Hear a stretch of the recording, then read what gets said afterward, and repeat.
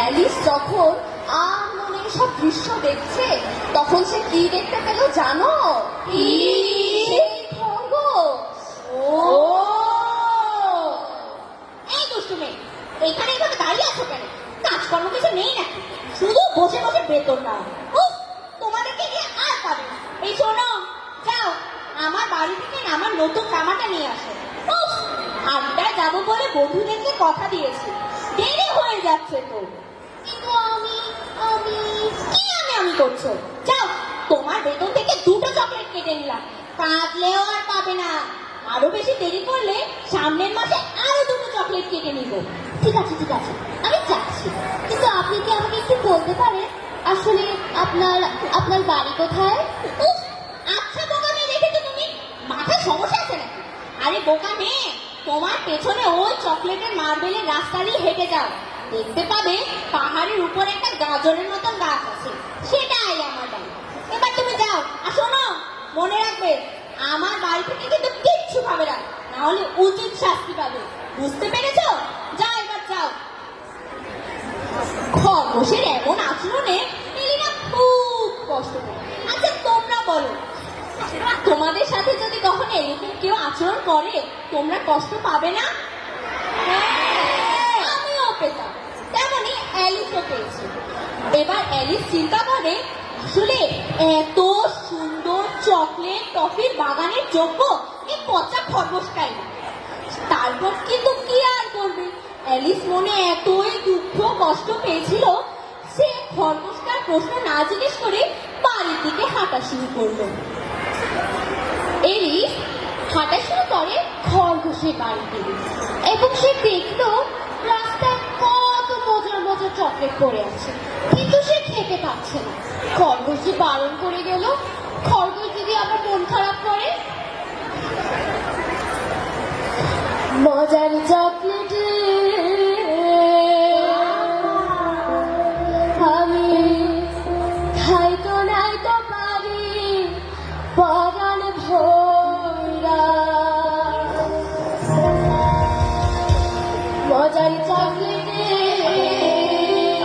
আমি খাইতো নাইতো পারি পরাণ ভরা, মজার চকলেটে আমি খাইতো নাইতো পারি পরাণ ভরা। জায়গায় থাকো পারলাম না তোমার, আমি পারলাম না তোমার, মজার চকলেটে আমি খাইতো নাইতো পারি পরাণ ভরা, মজার চকলেটে আমি খাইতো নাইতো পারি পরাণ ভরা। গাছের গাছ হতে চকলেট, গাছের গাছ হতে চকলেট, তুমি কত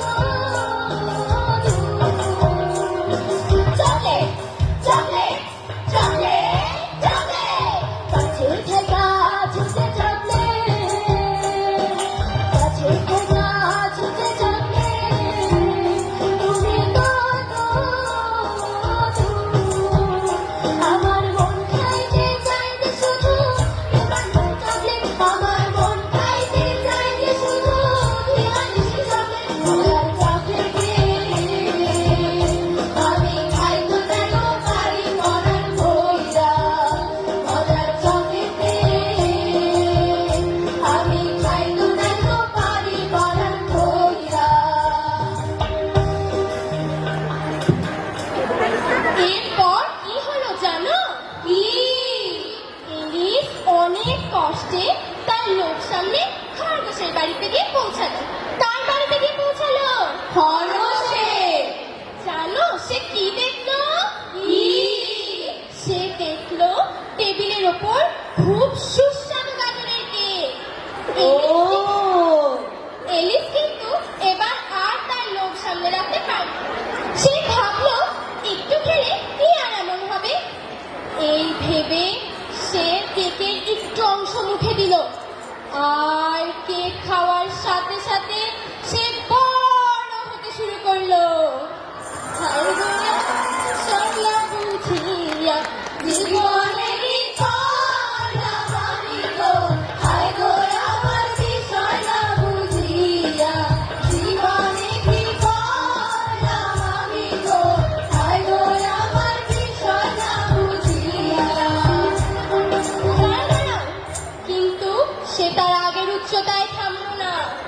এমনকি সে এতটাই বড় হয়ে গেল যে তার মাথা ছাদে গিয়ে আটকে গেল। আর চারপাশ থেকে চকলেট এসে তার গায়ে আটকে যেতে থাকলো। এলিসা এমন ভাবে হাত পা ছোড়াছুড়ি করতে থাকলো যেন মনে হলো সে চকলেটের সাথে মারামারি করছে। লড়াই বাঁধিল রে, মানবে চকলেটে লড়াই বাঁধিল রে, লড়াই বাঁধিল রে, মানবে চকলেটে লড়াই বাঁধিল রে। নাম বিপদে পড়ে গেছে, বিপদ থেকে এবার উঠাইতে করবে তার ভয়। ছোট্ট এলিনা বিপদে পড়ে গেছে, বিপদ থেকে এবার উঠাইতে করবে তার লড়াই বাঁধিল রে, মানবে চকলেটে লড়াই বাঁধিল রে, লড়াই বাঁধিল রে, মানবে চকলেটে লড়াই বাঁধিল রে। এলিনা কোনো মতে পাশের জঙ্গলে এসে মাশরুমের নিচে বসলো।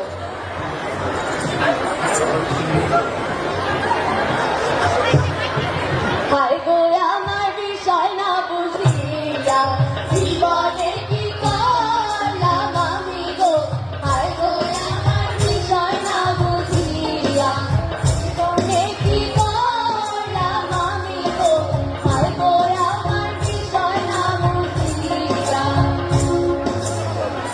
এমন সময় এলিনা দেখে একদল মৌমাছি উড়ে উড়ে আসছে তার কাছে মধু সংগ্রহ করতে।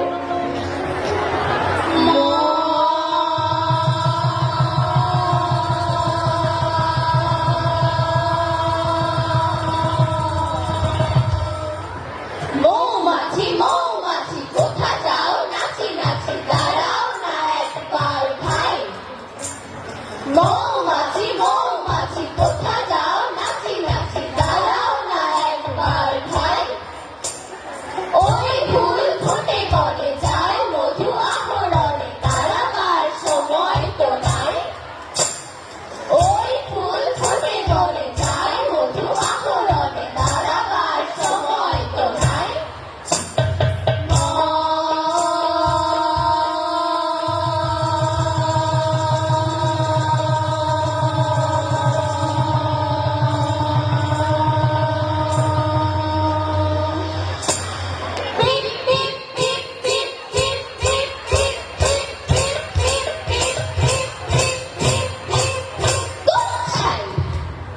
পিপিলিকা পিপিলিকা দল দল ছাড়ি একটা কোথা যাও যাও ভাই বলি।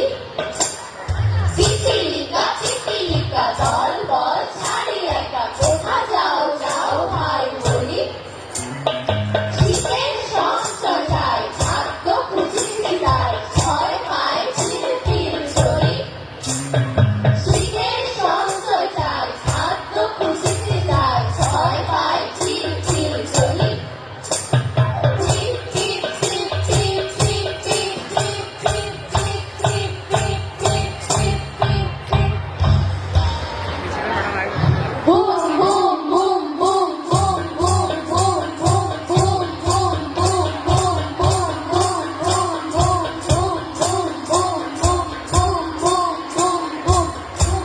আরে আমাকে কেউ সাহায্য করতে আছো নাকি? কেউ আছো? আমি তোমাকে সাহায্য করতে পারি এলিনা। আরে তুমি আমাকে কিভাবে চেনো? আমি আমার এই বাগানের সবাইকে চিনি। যাই হোক, আমার কথা মন দিয়ে শোনো। আমি তোমাকে একটি ধারা জিজ্ঞাসা করব, যদি তুমি সেটার উত্তর দিতে পারো তুমি আগের অবস্থায় ফিরে যাবে। কি ধারা? আমি এমন একটা জিনিস যেটা কেটে তোমরা কাগজ আর কাঠ বানাও। আমি তোমাদের সেই বাগানে থাকি যেখানে তোমরা বড় বড় বাড়ি বানাও। এর মানে কি? এর মানে তোমাকেই খুঁজে বের করতে হবে অ্যালিস। বিদায়। Boom boom boom boom boom boom boom boom boom boom boom boom boom boom boom boom broom.